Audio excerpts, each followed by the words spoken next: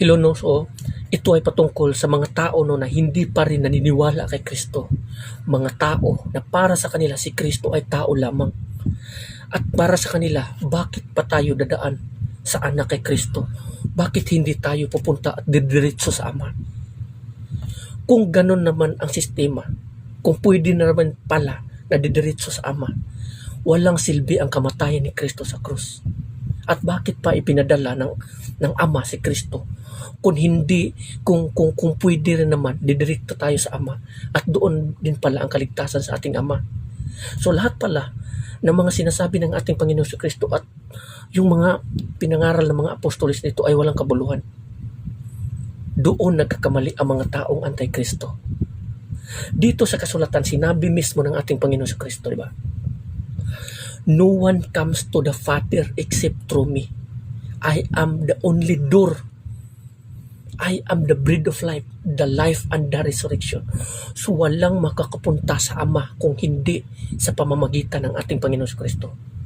May tao kasi nagsasabi noon na, bakit kayo sasampalataya kay Kristo at hindi na lang kayo didiretso sa Ama?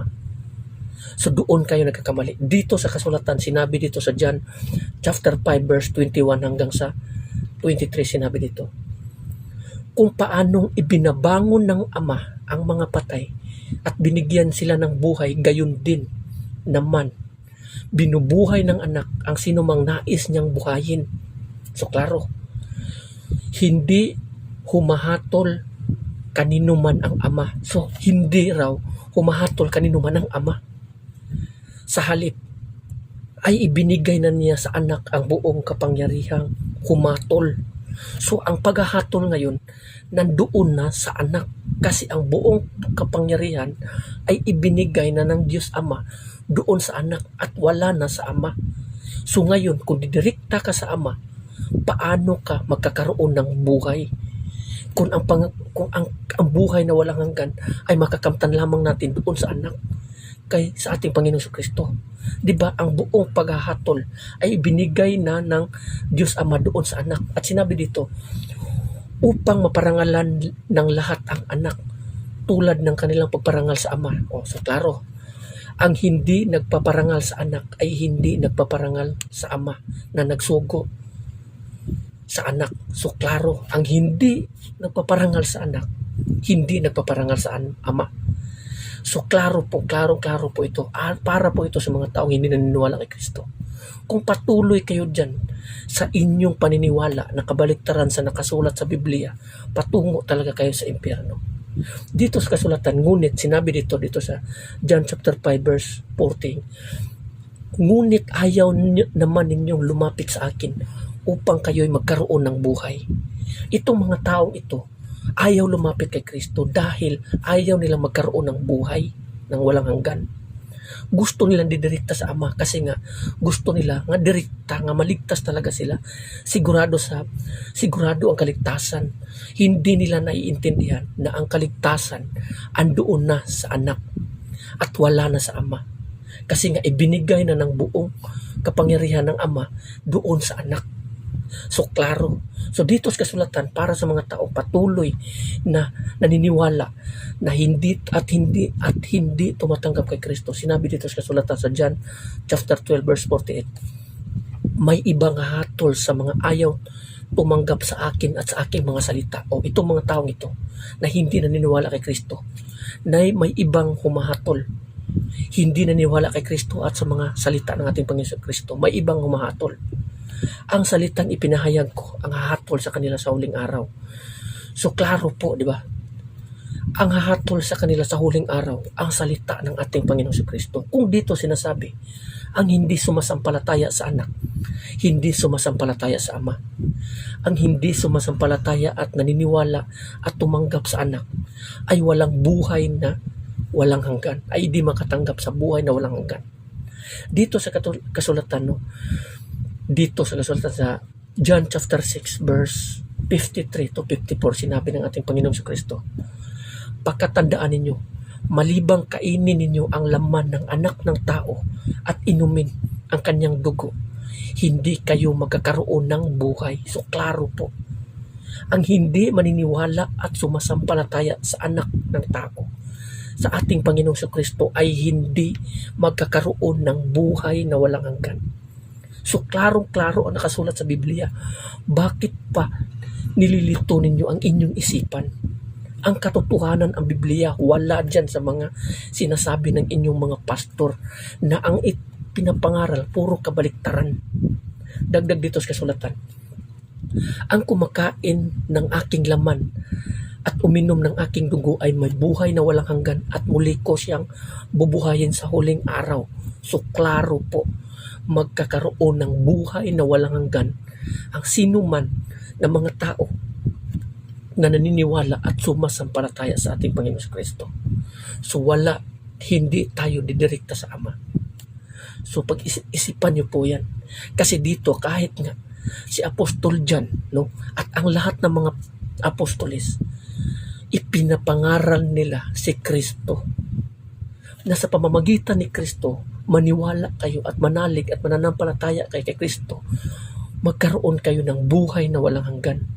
Diba sabi ni Apostol Pablo, magtiwala ka sa ating Panginoong Hesukristo at maligtas ka, ikaw at ang iyong buong sambahayan or pamilya. Maniwala ka or manalig ka sa ating Panginoong Hesukristo, maligtas ka at ang iyong buong panimalay.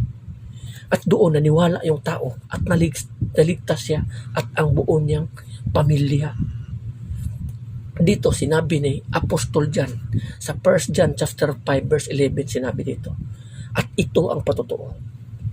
Ipinagkaloob sa atin ng Diyos ang buhay na walang hanggan at ito'y makakamtan natin sa pamamagitan ng kanyang anak. No? So ipinagkaloob sa atin ng Diyos ang buhay na walang hanggan at wala ito kaninuman. Wala ito kaninuman. Hindi rin natin mababasa dito na sa ating Ama. Kasi nga, ibinigay na ng Ama doon sa anak ang buong authority at kapangyarihan. Ibinigay na niya doon sa kanyang anak ang lahat. Kaya ang manalig sa kanya, magkaroon ng buhay na walang hanggan. So klaro dito, ipinagkaloob sa atin ng Diyos ang buhay na walang hanggan at ito'y makakamtan natin sa pamagitan ng kanyang anak. So sa anak lamang natin makakamtan ang buhay na walang hanggan.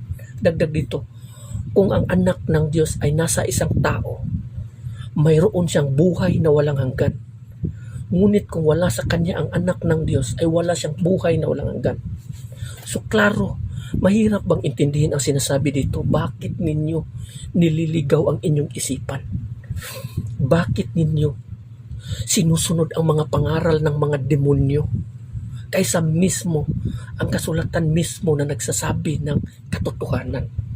Si Kristo, the beginning and the end. Jesus Christ is the same yesterday, today, and forever. Yan ang sinabi doon sa sulat ng Hebreo. Si Kristo mismo ang nagsasabi, ako at ang Ama ay iisa. Ako ang nakipag-usap sa iyo ay siya. Yun ang sinabi niya doon sa tao. I and the Father is one. Dito sa pahayag o Revelation chapter 1 verse 2 at chapter 1 verse 17 to 18, sinabi dito ng ating Panginoong Hesukristo, huwag kang matakot, ako ang simula at ang wakas at ang nabubuhay. Namatay ako, ngunit tignan mo, ako'y buhay ngayon at mananatiling buhay magpakailanman. So klaro, sino ang namatay at muling nabuhay? Walang iba kundi ang ating Panginoong Hesukristo. Siya mismo ang nagsasabi rin, huwag kang matakot, ako ang simula at ang wakas. Huwag kang I am the beginning and the end, the Alpha and the Omega. So klaro po yan. Si Kristo at ang Ama ay iisa. Ang hindi naniniwala at hindi sumasampalataya kay Kristo o sa anak ng tao ay hindi magkakaroon ng buhay na walang hanggan. Dito sa kasulatan sinabi dito, hawak ko ang mga susi ng kamatayan at ng daigdig ng mga patay. So si Kristo mismo ang may hawak sa mga susi ng pintuan ng kamatayan at daigdig ng mga patay. So klaro po na ang Panginoong Hesukristo, sabi niya, hindi siya hahatol sa huling araw kasi nga ang hahatol sa kanya sa bawat tao ay ang mga salita ng ating Panginoong Hesukristo. Kung sinabi ng ating Panginoong Hesukristo, ang hindi naniniwala o sumasampalataya sa akin ay hindi magkakaroon ng buhay, hindi magkakaroon ng buhay na walang hanggan. At doon, hawak niya ang susi at doon sila ay tatapon sa impyerno. Kasi nga hindi nila pinaniwalaan ang anak na ipinadala ng Diyos na siyang magliligtas sa bawat tao na sa pamamagitan lamang ng anak ang tao makakamit ang kaligtasan. Kasi dito sa kasulatan sinabi, dito sa mundong ito, walang ibang pangalan na ibinigay ng Diyos Ama na ikaliligtas ng bawat tao, kundi ang ating Panginoong Hesukristo lamang. So klaro dito, ang tao na hindi naniniwala at hindi sumasampalataya sa anak ay walang buhay na walang hanggan. At mananatili sa kanila ang puot at galit ng Diyos magpakailanman. Intindihin niyo lagi ang sinasabi dito sa kasulatan ng ating Panginoon Kristo. I am the way, the life, and the resurrection. The bread of life, the life, and the resurrection. The life and the resurrection. Intindihin niyo po yan. Huwag kayong maniwala sa mga sinasabi ng inyong mga pastor kung hindi niyo ikinumpara ang nakasulat dito sa Biblia. Kasi gaya doon sa sulat sa Acts, noong nangaral ang mga tao, noong nangaral ang mga apostoles doon sa mga tao, sinasaliksik nila ang kasulatan bis mismo sa sinasabi ng pinapangaral ng mga apostoles. At noong napatunayan nila ang tama, naniniwala sila kay Kristo. Doon, at ngunit ngayon ang mga tao ngayon hindi naniniwala kay Kristo. Hindi nakakapagtatakayan kasi nga ang kasulatan mismo nagsasabi, many prophet will come in the last days. So hanggang dito na lang, maraming salamat and God bless everyone. Amen.